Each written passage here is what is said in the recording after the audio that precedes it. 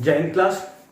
आज हम अपनी नई क्लास शुरू करने से पहले कल की क्लास जो हमारी कांग्रेस अधिवेशन थी वो बन गई, लेकिन कुछ टेक्निकल इश्यू के चक्कर में वो कल डाउन अपलोड नहीं हो पाई है। सुभाष चंद्र बोस के बारे में सीधे सीधे टू द पॉइंट बात करेंगे जो जो पेपर में आते हैं। तो चलिए आज शुरू करते हैं। सुभाष चंद्र बोस का जन्म 23 जनवरी 1897 को कटक उड़ीसा में हुआ था। इनके पिता जानकीनाथ बोस एक प्रसिद्ध वकील थे। इनकी माता प्रभावती बोस जो कि गृहस्थी काम करती थी। सुभाष 14 भाई बहन थे और ये अपने बड़े भाई शरद चंद्र से बड़े प्रभावित थे। सुभाष 1919 में ग्रेजुएट हुए थे। 1920 में आईसीएस की परीक्षा पास की थी और 4th रैंक प्राप्त की थी और 1921 में अपना आईसीएस से त्यागपत्र दे दिया था। इसके बाद बोस 1921 में जेल गए थे 6 माह के लिए। रिहा होने के बाद बोस ने बालंगर कथा नामक अखबार निकाला था। 1921 में सीआर दास बने और सीआर दास को अपना राजनीतिक गुरु बनाया। तो सुभाष के राजनीतिक गुरु सीआर दास थे। चित्तरंजन दास ने इन्हें नेशनल कॉलेज का प्रिंसिपल बनाया। तो नेशनल कॉलेज का प्रिंसिपल सुभाष को किसने बनाया? तो चित्तरंजन दास ने। टैगोर के कहने पर गांधी से मिले थे। तो किसके कहने पर बोस गांधी से मिले? तो टैगोर के कहने से बोस गांधी से मिले थे। बोस ने देश बंधु के कहने पर फॉरवर्ड का संपादन किया था। तो किसके कहने पर बोस ने फॉरवर्ड का संपादन किया था? तो देश बंधु के कहने पर। और फॉरवर्ड का संपादन किसके द्वारा किया गया? तो बोस के द्वारा। चलिए आगे चलते हैं। जब सीआर दास 1923 में कलकत्ता के महापौर पर नियुक्त हुए थे तो उन्होंने सीआर दास ने बोस को मुख्य कार्यकारिणी अधिकारी नियुक्त किया था। तो बोस मुख्य कार्यकारिणी अधिकारी कलकत्ता में कब नियुक्त हुए? 1923 में। किसने किया? सीआर दास ने। 1924 या 1925 में मांडले जेल में रहे बोस।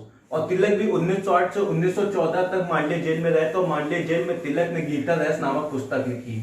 1928 में कलकत्ता अधिवेशन में जेल नेहरू के साथ पूर्ण स्वराज की मांग की। तो जेल नेहरू के साथ बोस ने कब पूर्ण स्वराज की मांग की? तो 1928 के कलकत्ता अधिवेशन में। 1930 में स्वास्थ्य लाभ हेतु डलहौजी हिमाचल प्रदेश गए। तो बोस 1930 में कहां पर अपने स्वास्थ्य के लिए गए थे? तो डलहौजी हिमाचल प्रदेश गए थे। 1930 में ही कलकत्ता के महापौर बने थे। तो कलकत्ता के महापौर 1930 में बोस बने थे।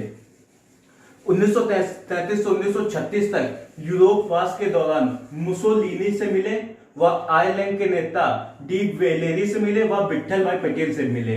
तो यूरोप वास के दौरान 3 वर्ष में 1933 से 1936 तक यूरोप वास में रहते हैं। तो वहां किससे मिले? मुसोलिनी से मिले, आयरलैंड के नेता डी विलेरी से मिले, वह विट्ठल भाई पटेल से मिले। विट्ठल भाई पटेल इनसे इतने प्रभावित हुए बोस से कि उन्होंने अपनी सारी संपत्ति बोस के नाम कर दी। तो कौन सा ऐसा व्यक्ति जिसने अपनी पूरी संपत्ति बोस के नाम कर दी? तो विट्ठल भाई पटेल था। और यूरोप में ही इनकी शादी एमिली सेंकल से हुई तथा इनकी एक पुत्री अनिला बोस भी हुई। तो इनकी पत्नी एमिला सेंकल व पुत्री अनीता बोस थी। 1929 के हरिपुरा अधिवेशन की अध्यक्षता की। वह नेहरू की अध्यक्षता में योजना समिति का गठन किया। तो एक क्वेश्चन ये बना कि कौन से अधिवेशन में बोस ने अध्यक्षता की? तो 1929 के हरिपुरा अधिवेशन में। और बोस ने नेहरू की अध्यक्षता में एक योजना समिति का गठन किया था। और इसी अधिवेशन में एक विज्ञान परिषद का गठन भी बोस के द्वारा हुआ, जिसके अध्यक्ष डॉक्टर विश्वेश्वरैया बनाए गए थे। तो विज्ञान परिषद के गठन किसने किया? बोस के द्वारा हुआ। कौन से अधिवेशन में? 1929 के हरिपुरा अधिवेशन में। और विज्ञान परिषद का अध्यक्ष कौन था? तो डॉक्टर विश्वेश्वरैया अध्यक्ष थे इसके। चलिए आगे चलते हैं। जिस समय चीन व जापान का युद्ध चल रहा था तो बोस ने डॉक्टर द्वारकानाथ को प्योतो की मदद के लिए चीन भेजा था। तो एक क्वेश्चन ये बनेगा कि बोस ने चीन व जापान के युद्ध के समय किसको चीन में प्योतो की मदद के लिए भेजा? तो डॉक्टर द्वारकानाथ को। 1939 का त्रिपुरी अधिवेशन जो कि एमपी में हुआ था, दूसरी बार अध्यक्ष बनना चाहा बोस ने, लेकिन गांधी ने अध्यक्ष पद के लिए पट्टाभी सीतारमैया को खड़ा कर दिया था। पहली बार 1939 के अधिवेशन में अध्यक्ष पद का चुनाव हुआ।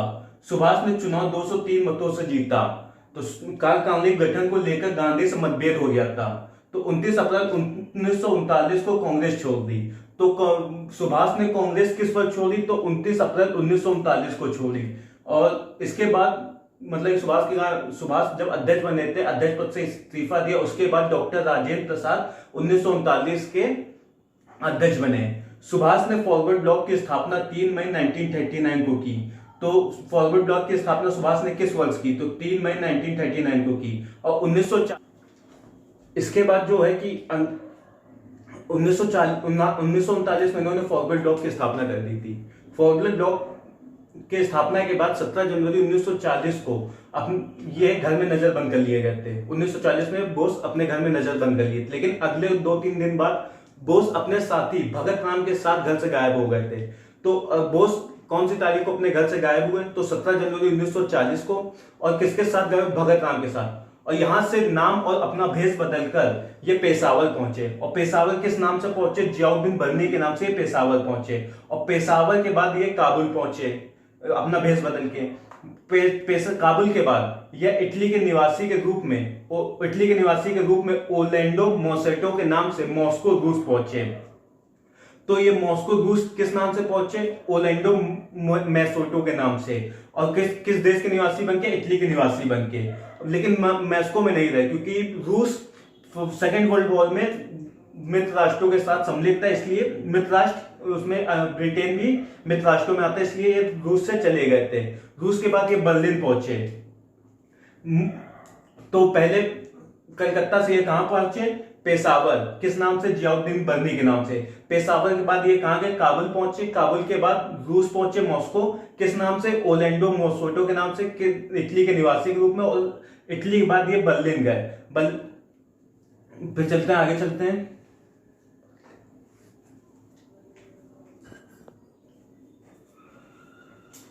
बर्लिन में हिटलर से मुलाकात की। वह हिटलर ने बोस को नेताजी कहा। जर्मनी में ही फ्री इंडिया सेंटर की स्थापना की। वह जय हिंद का नारा सुभाष ने दिया। फरवरी 1943 में यू बोट के माध्यम से जापान पहुंचे। जापान किस नाम से पहुंचे? मत्सुदा नाम से जापान पहुंचे। तो चलिए भाई इनका वो देख लेते हैं, हाईलाइट क्या था।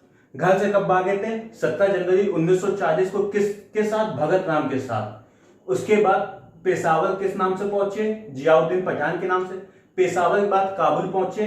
काबुल के बाद मॉस्को रूस पहुंचे। मॉस्को किस नाम से पहुंचे? ओलेंडो मेसोटो के नाम से, इटली के निवासी बनकर।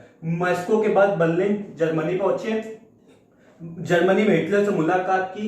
हिटलर ने इन्हें नेताजी कहा और सुभाष ने फ्री इंडिया सेंटर की स्थापना जर्मनी में की। वह जय हिंद का नारा भी जर्मनी में दिया। जर्मनी के बाद ये जापान पहुंचे फरवरी 1943 को। किसके? यू बोट के माध्यम से, मत्सुदा नाम से ये जर्मनी पहुंचे थे। तो ये सुभाष चंद्र बोस का आज का कंप्लीट हो चुका है। इसके आगे आईएनए की कल बात करेंगे। तो सुभाष चंद्र बोस के बारे में जितना पेपर में आता है वो इसी के अंदर ही से आता है, इसके बाद से किसी में नहीं आता है। तो कल सुभाष व आईएनए की बात करते हैं। तो चलिए आज के लिए इतना ही। जय हिंद।